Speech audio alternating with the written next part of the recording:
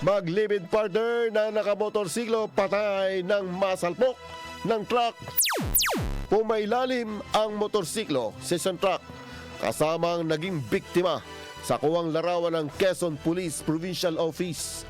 Nangyari ang insidente ng alas 2:45 ng hapon ng Sabado sa Bypass Road, sakop ng Barangay Pili, Sariaya, Quezon. Sangkot ang isang motorsiklo ng mga biktima at truck na minamano naman ni alias Danilo, 64 years old, ng Bulacan. Sa inisyal na investigasyon ng Sariaya PNP personnel, ang motorsiklo na may plakang 7910RH na minamano ni alias Darwin ng Barangay Lutukan 1 ng nasabing bayan, binabaybay ang southbound lane habang ang truck ay nasa northbound lane. Pagsabi sa lugar ng aksidente ay nabangga ng truck ang motorsiklo.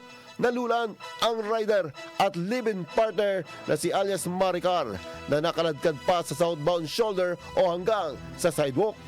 Halos nagkabali-bali ang katawan sa tindi ng tinamong pinsala ng dalawang biktima na ikinumatay ng mga ito. Nagresulta ng pagkakasira ng motorsiklo at nasira rin ang unahan ng trailer truck. Inaalam pa kung magkano magagastos sa pagsayos sa mga sangkot na sasakyan sa aksidente. IFM News Lucena.